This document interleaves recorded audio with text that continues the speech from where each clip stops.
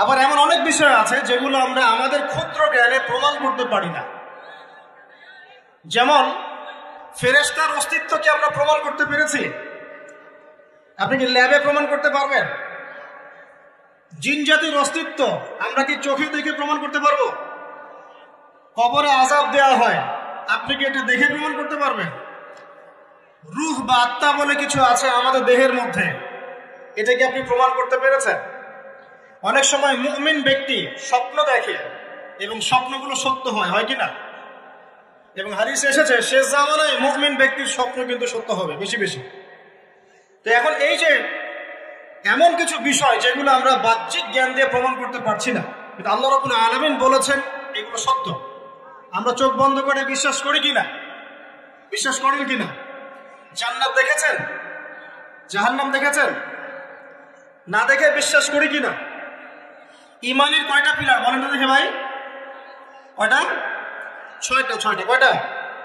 আল্লাহ বিশ্বাস, ফেরেশতাগণে বিশ্বাস, নবী রাসূলগণে বিশ্বাস, আসমানি কিতাব সমূহে বিশ্বাস, পরকালের জীবনে বিশ্বাস, তাকদীর বা ভাগ্যের ভালো মন্দে বিশ্বাস। এই ছয়টার মধ্যে শুধু কোরআন এবং মুহাম্মদ সাল্লাল্লাহু আলাইহি ওয়াসাল্লামকে বাদ দিয়ে আপনি কোনোটাই দেখেন না। দেখেছেন? আল্লাহকে দেখেছেন? ফেরেশতা মণ্ডলী, আগের আসমানি কিতাবগুলো, মুহাম্মদ সাল্লাল্লাহু আলাইহি ওয়াসাল্লামকে সাহাবীরা দেখেছেন, আপনি কি দেখেছেন? আগের নবী রাসূলদেরকে দেখেছেন? পরকালের জীবন দেখেছেন? তাকদীর বা ভাগ্যের ভালো মন্দ দেখেছেন? এই যে না দেখে যে আমরা বিশ্বাস করছি, এটার নাম হচ্ছে গায়েবে বিশ্বাস। কিসে বিশ্বাস? এটাই আল্লাহ পাক বলছেন আলিফ লাম মিম, যালিকাল কিতাব লা রাইবা ফিহ। আলিফ লাম মিম, এটা এমন একটা কিতাব যেই কিতাব নিয়ে কোনো সন্দেহ সংশয় নাই। হুদাল লিল মুত্তাকিন, এই কিতাব মুত্তাকিদেরকে পথ দেখাবে। কারা মুত্তাকি? আল্লাযীনা ইউমিনুনা বিল গায়বি, যারা এই অদৃশ্যে বিশ্বাস করে। বলেন সুবহান। আল্লাহ পাকের আদেশ পালন করার নিমিত্তে, তার ইবাদত করার নিমিত্তে আমরা আল্লাহ পাকের এই আদেশগুলোকে না দেখেই বিশ্বাস করি। এখন কিছু মানুষ বলতে পারে তাহলে এগুলোর বৈজ্ঞানিক ব্যাখ্যা কি? উত্তর হচ্ছে যে কোরআন এবং হাদিসের সবকিছুকে বৈজ্ঞানিক ব্যাখ্যার মানদণ্ডে উত্তীর্ণ হয়ে আসতে হবে জরুরি না এটা। কারণ বিজ্ঞানের অনুসিদ্ধান্তগুলো সময়ে সময়ে বদলে যায়। আল্লাহ রাব্বুল আলামিনের বিধান কখনো বদলাবে না ইনশাআল্লাহ। কথা কি বুঝতে পারছেন? আর আল্লাহ রাব্বুল আলামিন আমাদেরকে অসীম জ্ঞান দিয়ে সৃষ্টি করেন নাই, ক্ষুদ্র জ্ঞান দিয়ে সৃষ্টি করেছে। আমরা আমাদের ক্ষুদ্র জ্ঞানে এতটুকু প্রমাণ করতে পারবো না। ভালো করে বোঝেন, আমরা আমাদের ক্ষুদ্র জ্ঞানে এতটুকু প্রমাণ করতে পারবো না যে আগামীকাল আপনার সাথে কি ঘটবে। বলতে পারবেন? কেউ পারবে? তো যে মানুষ তার সাথে আগামীকাল কি ঘটবে সেটাই বলতে পারছে না, সেই মানুষ কি আল্লাহ রাব্বুল আলামিনের এই মহাবিশ্বের অসীম জ্ঞানের অতল তলে ডুব দিতে পারবে? আমি বলছিলাম ঈমানের 6 পিলার কি আপনি চোখে দেখেছেন? তারপরে বিশ্বাস করি কিনা ভাই? আচ্ছা, এখন আমরা এই জায়গায় ছিলাম যে আল্লাহ পাকের জ্ঞানটা অসীম। আল্লাহ পাকের জ্ঞান কি ভাই? আমি অসীমের একটা উদাহরণ দিয়ে বোঝাচ্ছি। মনে করেন এখানে আমরা যারা উপস্থিত আছি, আমরা সবাই জান্নাতে চলে গেলাম, মনে করেন, আল্লাহ কবুল করুন। জান্নাতে যাওয়ার পরে কি সময় শেষ হয়ে যাবে? সময় আরো চলতে থাকবে। আচ্ছা, জান্নাতে যাওয়ার পরে 1 কোটি, 2 কোটি, 5 কোটি, 10 কোটি, 100 কোটি বছর পর এই জান্নাতীরা কি করবে, কি খাবে, কোথায় ঘুরবে, কোথায় ফিরবে, আল্লাহ রাব্বুল আলামিন এখনই সেটা জানেন। আলহামদুলিল্লাহ, বলেন আল্লাহু আকবার।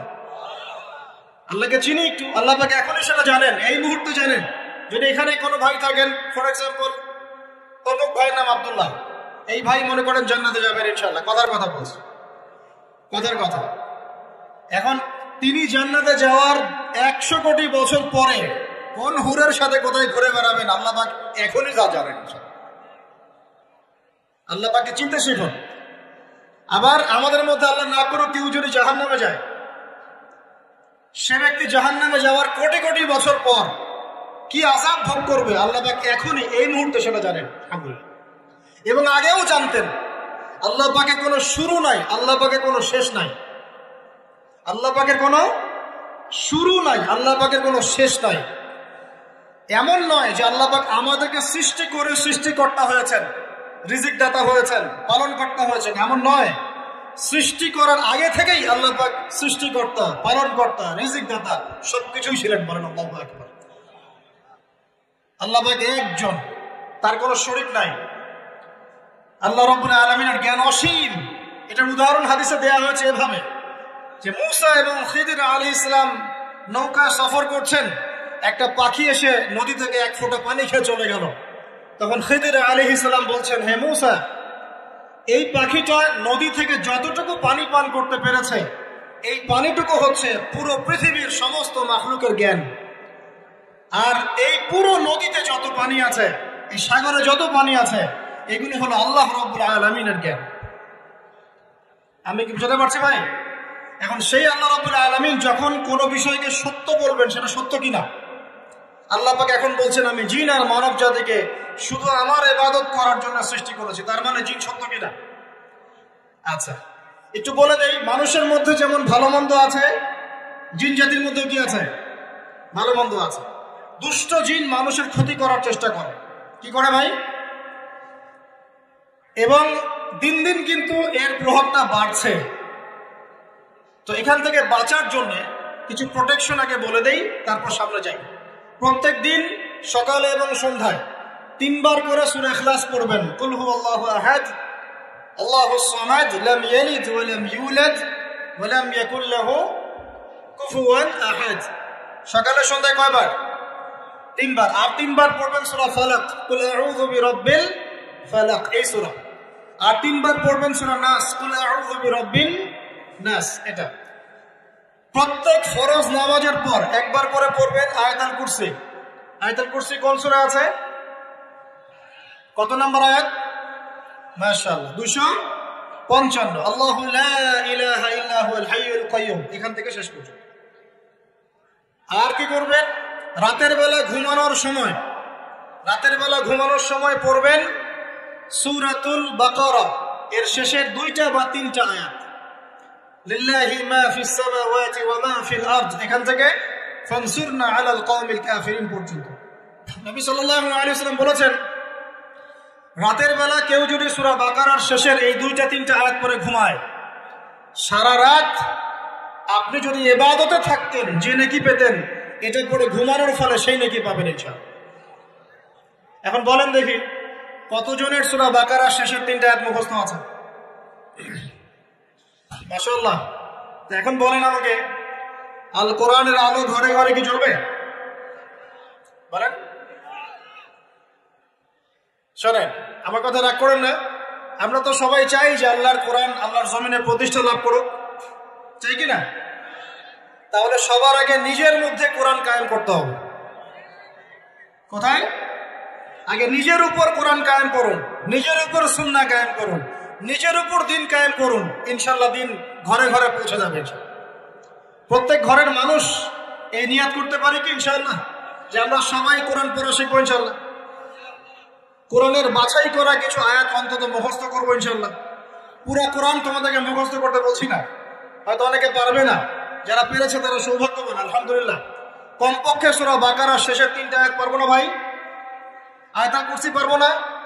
সূরা ফালাক, সূরা নাস, সূরা ইখলাস, সূরা কাফিরুন, সূরা হাশরের শেষের 3টা আয়াত, সূরা কাহফ এর প্রথম 10 শেষ 10 আয়াত, সূরা কাহফ প্রথম 10 শেষ 10 আয়াত, সূরা সাফফাত এর প্রথম 10 আয়াত, সূরা আর রহমান, সূরা ইয়াসিন, সূরা মুলক। এই যে কমন জিনিসগুলো, এগুলো মুখস্থ করতে পারবো না ভাই ইনশাআল্লাহ? আল্লাহ পাক সবাইকে তৌফিক দান করুন বলি আমিন। আর এখন যারা বিয়ে শাদী করেন নাই, নিয়ত করেন যে আপনাদের ঘরে যে সন্তান আসবে, আচ্ছা সন্তানের আগে বউয়ে আসে নাকি?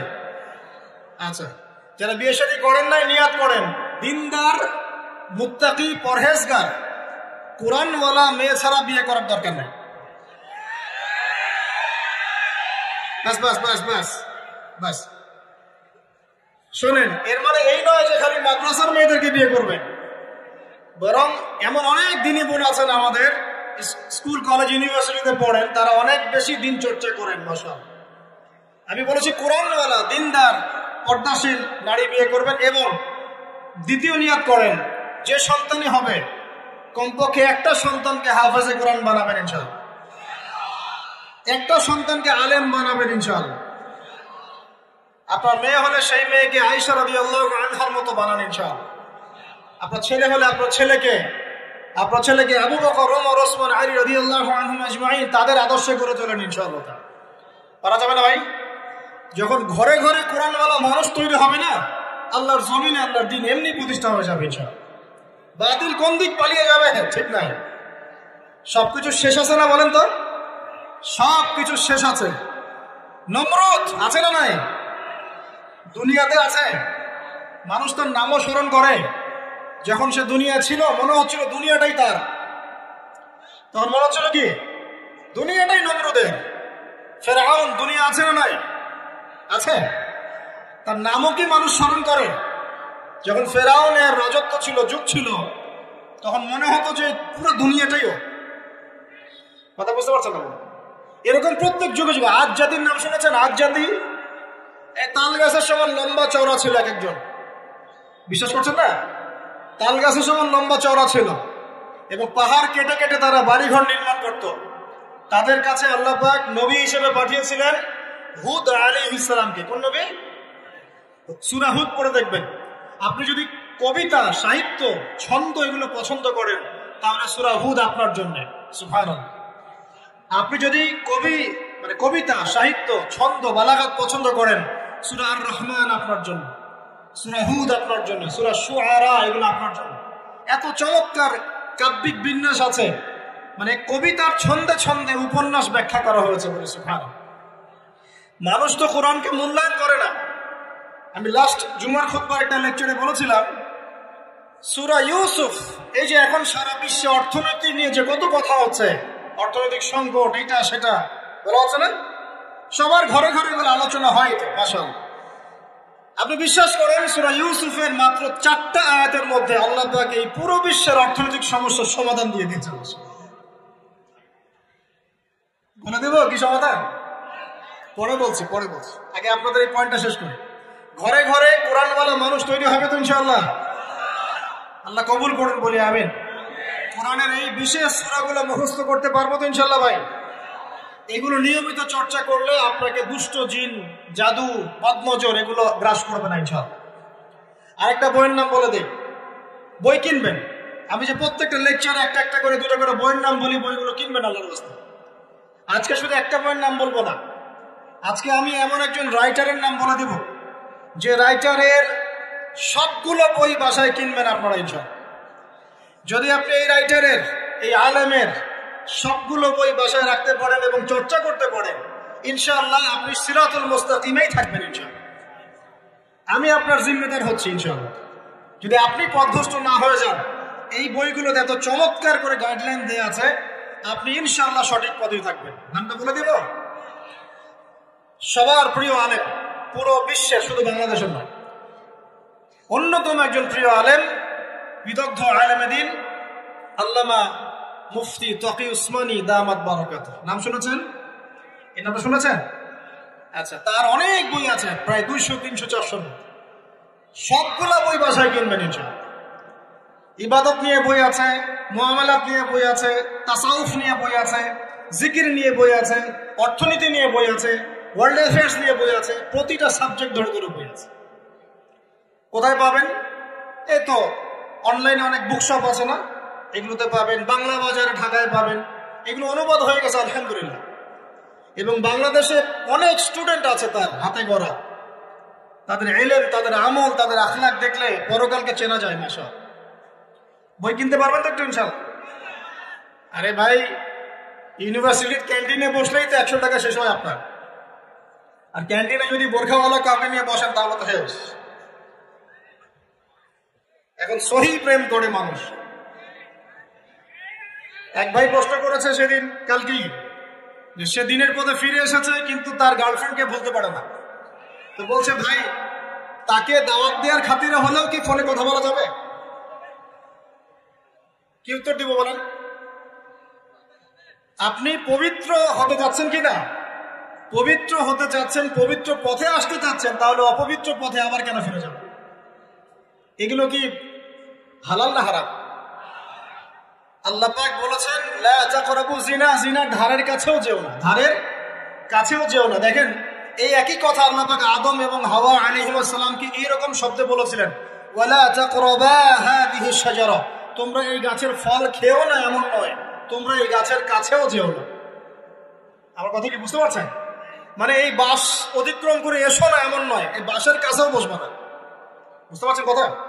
একইভাবে আল্লাহ বলছেন ওয়ালা তাকরাবু জিনা, তোমরা জিনা করো না এমন নয়, জিনার কাছেও। ফিজিক্যাল রিলেশন তো অনেক দূরের কথা, হারাম। আপনি ফোনেও কথা বলবেন না, আল্লাহ পাক তৌফিক দান করেন। আপনি যদি পবিত্র থাকতে পারেন ইনশাআল্লাহ তাআলা আল্লাহ পাক আপনাকে আপনার উপযুক্ত পাত্রে দিবেন ইনশাআল্লাহ। আর যদি আপনি পবিত্র থাকতে না পারেন, এমন হতে পারে হয়তো আপনি পবিত্র কাউকে পান নাই, হতে পারে কিনা?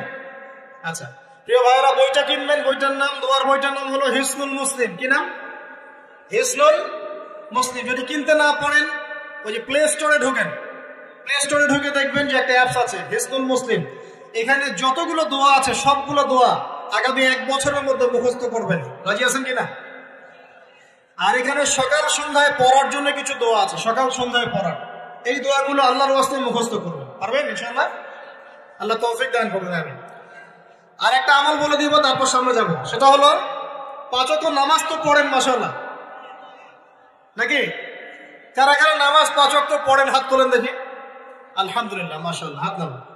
আর যারা নামাজ পড়েন না তাদেরকে আমি একটা হাদিস শোনাবো, একটা হাদিস শুনবেন।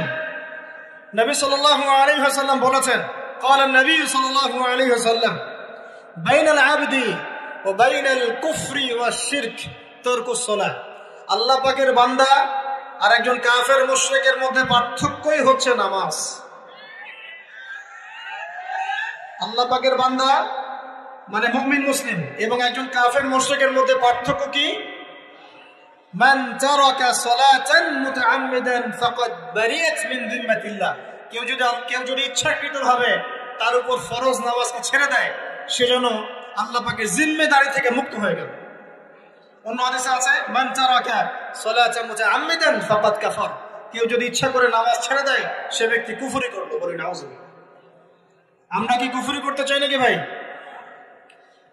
নামাজের কথা বলেছি, 5 ওয়াক্ত নামাজ কারা কারা পড়েন না হাত তোলেন এবার। আচ্ছা, লজ্জার কিছু নাই।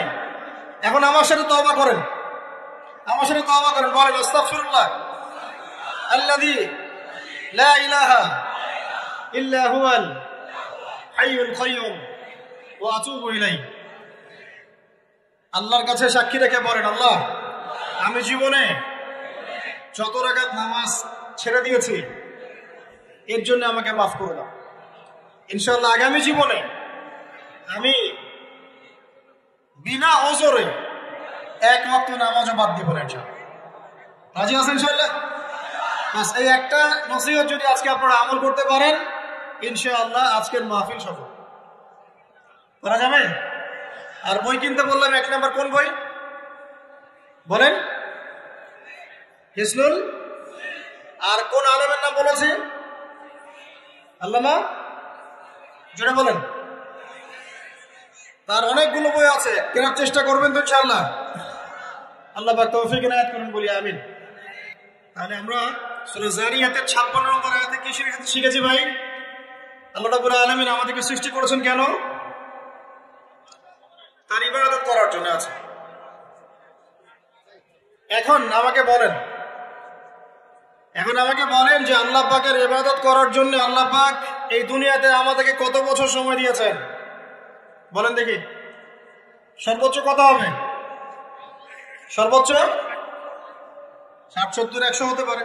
এই তো। আমরা কি চিরস্থায়ী থাকবো এখানে না চলে যাব? আচ্ছা, দুনিয়ার জীবনটা তাহলে কি? আল্লাহ পাক বলছেন, আল্লাযী খালাকাল মাউতা ওয়াল হায়াতা লিয়াবলুয়াকুম আইয়ুকুম আহসানু আমালা। আল্লাহ পাক জীবন মৃত্যু সৃষ্টি করেছেন কেন? আল্লাহ পাক পরীক্ষা করার জন্য যে এই দুনিয়ার জীবনে আমলে কে শ্রেষ্ঠ, আমলে কে শ্রেষ্ঠ। দুনিয়ার জীবনে আসার উদ্দেশ্য পেয়েছি আল্লাহর ইবাদত করা, এখন পেলাম আল্লাহ জীবন মৃত্যু কেন সৃষ্টি করেছেন? আমলে পরীক্ষা করার জন্য যে কে শ্রেষ্ঠ হচ্ছে। আমাদের উদ্দেশ্য কি? আমাদের উদ্দেশ্য হচ্ছে পুলসিরাত পার হয়ে জান্নাতে যাওয়া। উদ্দেশ্য কি? পুলসিরাত পার হয়ে জান্নাতে যাওয়া। সূরা আলে ইমরানের 185 নম্বর আয়াতে আল্লাহ পাক বলেছে, কুল্লু নাফসিন যায়িকাতুল মাউত, প্রত্যেকটা নফস মৃত্যুর স্বাদ গ্রহণ করবে। এরপর কিয়ামতের মাঠে তাদের আজর তাদেরকে পূর্ণ মাত্রায় বুঝিয়ে দেওয়া হবে। আল্লাহ পাক বলেন, ফামান যুহজিহা আনিন নারি ওয়া উদখিলাল জান্নাতা ফাকাদ ফাজ। ওই দিন যে ব্যক্তিকে জাহান্নাম থেকে বাঁচানো হবে এবং জান্নাতে প্রবেশ করানো হবে, সেই ব্যক্তি হচ্ছে সফল। কথা ঠিক কিনা? তাহলে উদ্দেশ্য পেলাম তো, আমাদের গন্তব্য পেলাম তো। আমাদের গন্তব্য কি তাহলে? জান্নাত। এখন এই দুনিয়ার জীবনে আমরা সর্বোচ্চ হয়তো 100 বছর বাঁচবো, আল্লাহ ভালো জানেন, তাই তো? এই দুনিয়ার জীবনের এই হায়াতের সবচেয়ে ইম্পর্টেন্ট টাইমটা কোনটা বলেন? সবচেয়ে ইম্পর্টেন্ট টাইম কোনটা? যৌবন কিনা? যৌবন কাকে বলে? যৌবন কাকে বলে? কত বছর থেকে কত বছর পর্যন্ত? 20 থেকে 40, বা 15 থেকে 40, বা 20 থেকে 50, এই তো? আচ্ছা, এই বয়সের মধ্যে কারা কারা আছেন হাত ধরে দেখুন। মাশাআল্লাহ, সবাই তো দেখে এই বয়সে হাত নামান। এখন এই বয়স সম্পর্কে আগে 2টা হাদিস শোনেন, আমার দিকে তাকান, তারপরে আমি বলছি অবস্থা কি, করণীয় কি। আমি বলেছি যুবকদেরকে কিছু নসিহত করবো আজকে, নিয়ত করেছে, ঠিক আছে ভাই? আচ্ছা, যুবকদের সম্পর্কে প্রথম হাদিস, রাসূল সাল্লাল্লাহু আলাইহি ওয়াসাল্লাম বলেছেন, কিয়ামতের মাঠে মানুষ যখন উঠবে, আমরা উঠবো কিনা? আচ্ছা, নাকি উঠবো না? যারা আগুনে পুড়ে গেছে তারা উঠবে কিনা?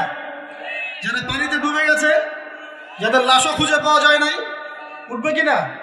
উঠবে। আচ্ছা, যখন মানুষ উঠবে তখন তাকে 5টা প্রশ্ন করা হবে। কয়টা ভাই? এই 5টা প্রশ্নের আগে সে তার পা সামনেও ফেলতে পারবে না, পিছনেও ফেলতে পারবে না। আমরা কি একটু চিন্তা করতে পারছি কত ভয়ঙ্কর হবে বিষয়টা? এই সামান্য গরমে আমাদের অবস্থা খারাপ, সূর্য সেদিন সামনে নিচে, আর মানুষ উঠে দাঁড়িয়ে আছে। তাদেরকে 5টা প্রশ্ন করা হবে, যতক্ষণ পর্যন্ত প্রশ্নের উত্তর দিতে পারছে না, সামনে যেতে পারবে না, পিছনে আসতে পারবে না, পা নড়াতে পারবে না। 1, তোমার পুরো জীবনটা তুমি কোন কাজে ব্যয় করেছো? উত্তর কি রেডি আছে আমাদের কাছে? আমরা কি বলতে পারবো, হ্যাঁ আল্লাহ, আমরা আমাদের পুরো জীবন তোমার ইবাদত করে কাটিয়েছি? 2, তোমার যৌবন স্পেশালি তুমি কোন কাজে ব্যয় করেছো? তোমার যৌবন তুমি স্পেশালি কোন কাজে ব্যয় করেছো? যুবকরা কি উত্তর দেওয়ার জন্য প্রস্তুত আছে যে আমাদের যৌবন আমরা আল্লাহর পথে কাটিয়েছি? সবাই কি বলতে পারবো? 3 নাম্বার, তোমার রিজিকের উৎস কি ছিল? কোন পথে সম্পদ অর্জন করেছো? 4 নাম্বার, কোন পথে সম্পদ ব্যয় করেছো? কোন কোন খাতে সম্পদ ব্যয় করেছো? আমরা কি আমাদের আয় এবং ব্যয়ের হিসাব দেওয়ার জন্য প্রস্তুত? 5, তোমাকে আমি যে জ্ঞান দিয়েছিলাম সেই জ্ঞান অনুযায়ী আমল করেছো কিনা?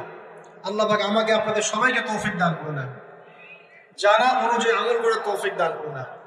এই 5টা প্রশ্নের মধ্যে যৌবনকাল ইম্পর্টেন্ট কিনা ভাই? গুরুত্বপূর্ণ কিনা? মাথায় রাখি। সামনে একটা হাদিস শোনো, রাসূল সাল্লাল্লাহু আলাইহি ওয়াসাল্লাম বলছেন যে এই কিয়ামতের মাঠেই 7 শ্রেণীর মানুষকে আল্লাহ পাক বিশেষ মেহমানদারির ব্যবস্থা করবেন, আরশের ছায়ায় ছায়া দিবেন ইনশাআল্লাহ। কোথায় ছায়া দিবেন? ওই দিন এই ছায়া ছাড়া অন্য কোনো ছায়া থাকবে না। নবী সাল্লাল্লাহু আলাইহি ওয়াসাল্লাম বলেন, তার মধ্যে প্রথম শ্রেণী হচ্ছে ইমামুন আদিল, ন্যায়পরায়ণ শাসক। ন্যায়পরায়ণ, আচ্ছা, ন্যায়পরায়ণ শাসকের একটা এক্সাম্পল দিই। মক্কার জাহেলি যুগে সাহাবীরা ঈমান নিয়ে এসেছেন, বাস তাদের উপর নির্মম নির্যাতন শুরু হয়ে গেছে, আবু জেহেল, আবু লাহাব, উতবা, শায়বা। তখন সাহাবীরা আল্লাহ রাসূলের কাছে এসে বলছেন, ইয়া রাসূলুল্লাহ, আপনি একটু বদদুয়া করেন, তাদের উপর বদদুয়া করেন, আমরা তো পারছি না। নবী সাল্লাল্লাহু আলাইহি ওয়াসাল্লাম বললেন, তোমরা মক্কা থেকে হিজরত করে হাবাসায় চলে যাও। কোথায়? হাবাসা। হাবাসা মানে হচ্ছে আবিসিনিয়া। আবিসিনিয়া মানে এখনকার ইথিওপিয়া, ইরিত্রিয়া। নাম শুনেছেন কি? বিশেষ কোচিং তো করছেন অনেকে। আফ্রিকা মহাদেশের একটা ছোট্ট দেশ ইরিত্রিয়া, ওখানে চলে যাও। তখন বলেছিলেন তিনি হাবাসায় চলে যাও। সাহাবীরা জিজ্ঞাসা করছেন হাবাসায় কেন? নবী সাল্লাল্লাহু আলাইহি ওয়াসাল্লাম বলছেন, সেখানে একজন খ্রিস্টান ন্যায়পরায়ণ শাসক আছেন, যার রাজ্যে কেউ জুলুমের শিকার হয় না। কি বললাম বলেন তো? হাবাসা কে আছেন? একজন মুসলিম না খ্রিস্টান? খ্রিস্টান ন্যায়পরায়ণ শাসক আছেন যার রাজ্যে কেউ জুলুমের শিকার, মুসলমান নন এমন একজন শাসকের প্রশংসা করে আমাদের নবীজি বললেন তার রাজ্যে কেউ জুলুমের শিকার হয়। সুবহানাল্লাহ। সাহাবীরা সেখানে হিজরত করলেন, নেতৃত্ব দিয়েছেন জাফর বিন আবু তালিব রাদিয়াল্লাহু আনহু। সে সাহাবী বাদশা নাজাশী, তার নাম ছিল বাদশা নাজাশী, তার সামনে দাঁড়িয়ে সূরা মারিয়াম তেলাওয়াত করেছিলেন। ওই সূরা মারিয়ামে ইয়াহইয়া, জাকারিয়া, ঈসা, তার মা, এই গল্প ঘটনাগুলো আছে। এই সূরা তেলাওয়াত শুনে বাদশা নাজাশীর চোখ দিয়ে পানি পড়তে পড়তে দাড়ি ভিজে গিয়েছে। সে সেখানে ঈমান নিয়ে আসেন, মুসলমান হন, আলহামদুলিল্লাহ। আমাদের নবীজি তার জানাজার নামাজ পড়েছিলেন, আমাদের নবীজি তার গায়েবানা জানাজার নামাজও পড়েছেন, বলেন সুবহানাল্লাহ। এখানে একটা পয়েন্ট খালি বলতে চাই, একজন অমুসলিম শাসক সম্পর্কে আমাদের নবীজি মন্তব্য করেছিলেন তার রাজ্যে কেউ জুলুমের শিকার হয় না। আর আজকের দিনে সারা বিশ্বের কোন কোন ক্ষেত্রে মুসলিম শাসকদের ব্যাপারেও এই কথা বলা যায় না যে তার রাজ্যে কেউ জুলুমের শিকার হয়। আল্লাহ পাক বলছেন আরশের ছায়া আমি ছায়া দিব 7 শ্রেণীর মানুষকে। কয় শ্রেণী? তার মধ্যে প্রথম শ্রেণী হচ্ছে ইমামুন আদিল, ন্যায়পরায়ণ শাসক। আল্লাহ পাক আমাদের সমস্ত শাসকদেরকে ন্যায়পরায়ণ হওয়ার তৌফিক দান।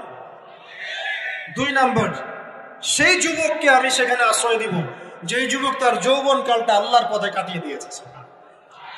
এবার কি হাদিসটা আপনি পেয়েছেন? এর আগের হাদিস কি শুনলেন? পা নড়াতে পারবেন না যতক্ষণ পর্যন্ত এই প্রশ্নের উত্তর না দিচ্ছেন যৌবনকাল কোন পথে ব্যয় করেছে। এখন যদি আল্লাহর পথে ব্যয় করেন তাহলে আরশের ছায়া ছায়া পাচ্ছেন, আলহামদুলিল্লাহ। বাকিগুলো কারো কারো একটু বলে দেই। 3 নম্বর হচ্ছে সেই ব্যক্তি যে একজন আরেকজনকে মহব্বত করে, এক ব্যক্তি আরেক ব্যক্তিকে মহব্বত করে শুধুমাত্র আল্লাহর সন্তুষ্টির জন্য। কথা কি বুঝতে পারছেন? এই মহব্বত আবার এই ছেলে মেয়ের ফ্রি মিক্সিং না। কথা বুঝতে পারেনি? দিনের খাতিরে মহব্বত, আল্লাহর জন্য মহব্বত, আল্লাহর জন্য। 4 নম্বর এমন ব্যক্তি যে এত গোপনে দান করে যে তার বাম হাত জানে না ডান হাত কি দান করেছে। আমরা তো এখন 1 টাকা দান করলে 100 টাকা ফুটাই। ফেসবুক আছে, মারাত্মক একটা জিনিস ফেসবুক, মানে এইটা মানুষকে মানুষ রাখে না। যে ব্যক্তি ফেসবুকে আসক্ত তার সাথে কথাবার্তা বলা, লেনদেন, চলাফেরা খুব ডিফিকাল্ট। মানে কি বোঝেন আগে কথাটা? কেন ডিফিকাল্ট? কারণ সে এত বেশি আসক্ত এখানে যে পান থেকে চুন খসলে সে আপনাকে পাবলিকলি ধুয়ে রেখে দিবে। কিছু হইলে আপনাকে ফেসবুকে টেনে নিয়ে আসবে, ফেসবুকে সবাইকে বলবো উনি আমার সাথে কাজ করছে। আপনি বলারও টাইম পাবেন না যে আপনি নির্দোষ। খুব মুশকিল না এগুলা। আল্লাহ মাফ করুক আমাদেরকে।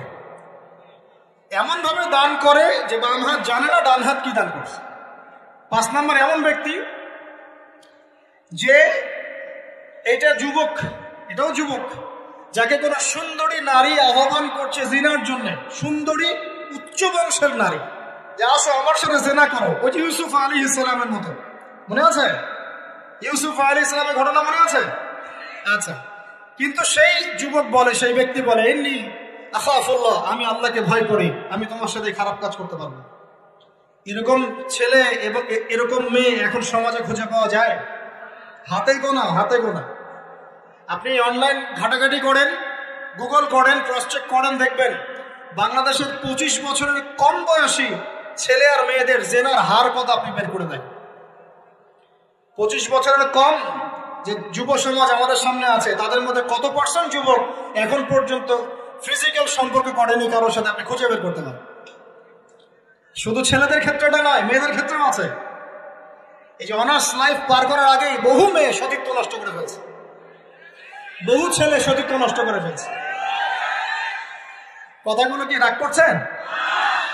আমি আপনাদের ভাই এবং আমি আপনাদেরকে মহব্বত করি। আমরা জেনার পথে যাব না, আমরা হালাল সম্পর্কে থাকবো ইনশাআল্লাহ। যখন আপনি জেনায় চলে যাবেন আপনার কলব থেকে আল্লাহর নূর নষ্ট হয়ে যাবে। এটা এমন একটা পাপ যেটা করার পর মানুষ আল্লাহর সামনে মাথা তুলে দাঁড়াতে পারে না, লজ্জায় চোখ নেমে যায়, ইবাদতে স্বাদ পায় না। যখন হারাম সম্পর্কে, ফ্রি মিক্সিং, এগুলোতে মানুষ থাকে, ইবাদতে মানুষ স্বাদ পায় না।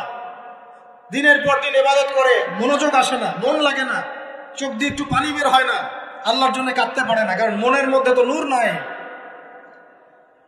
আর যখন একটা মেয়ে বেপরদায় থাকে, অনেক ইবাদত করলেও তার এই বেপরদায় থাকার কারণে সমাজের বহু মানুষের চোখের জেনা হয়ে যায়। এতে করে ওই সব মানুষের পাপের ফল এই মেয়েটাকে ভোগ করতে হয়।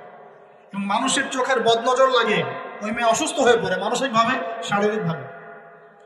আমি আমাদের যুবক ভাই এবং বোনদেরকে রিকোয়েস্ট করব, আল্লাহর ওয়াস্তে চরিত্রটাকে পবিত্র রাখার চেষ্টা করুন। আল্লাহ পাক তৌফিক দান করবেন। এই যুবককে আল্লাহ পাক আরশের ছায়া দিবেন, যে একটা মেয়েকে পেয়েও আল্লাহর ভয় তাকে ভোগ করে না। আল্লাহ পাক এরকম যুবক ঘরে ঘরে তৈরি করুন না। তাহলে কি করবেন ভাই? হালাল উপার্জনের ব্যবস্থা করবেন, ব্যাস সরাসরি বিয়ে করে ফেলবেন। পরিবারকে বোঝানোর চেষ্টা করবেন, না বুঝলে আন্দোলন শুরু করবেন যে আমি জেনা করতে চাই না, আমি বিয়ে করতে চাই, বিয়ে আমার দেওয়ানি লাগবে, এরকম। ব্যাস তারপর দেখবেন বাপ মা কেমন করে বিয়ে না দেয়। আল্লাহ সাহায্য করবে ইনশাআল্লাহ। আল্লাহ আমাদের যুবক ভাইদেরকে চরিত্র হেফাজত করার স্বার্থে বিয়েকে সহজ করে দিন। আমি আবার কাউরে নিয়ে পালায় যায় না, ওই কাজ করতে যায় না কিন্তু আবার, ঠিক আছে? কারণ এভাবে কোর্টে গিয়েও যদি একটা মেয়ে বিয়ে করে, এই বিয়ের জায়েজ না জায়েজ নিয়ে অনেক কথা আছে। অতএব এইসব ঝুঁকির মধ্যে যাবেন না, বাসায় বোঝানোর চেষ্টা করবেন। আরেক শ্রেণীর ব্যক্তি আছে যাদেরকে আল্লাহ পাক আরশের ছায়া দিবেন। তারা কারা? যারা গোপনে আল্লাহকে স্মরণ করে কাঁদতে পারে। বলি সুবহানাল্লাহ।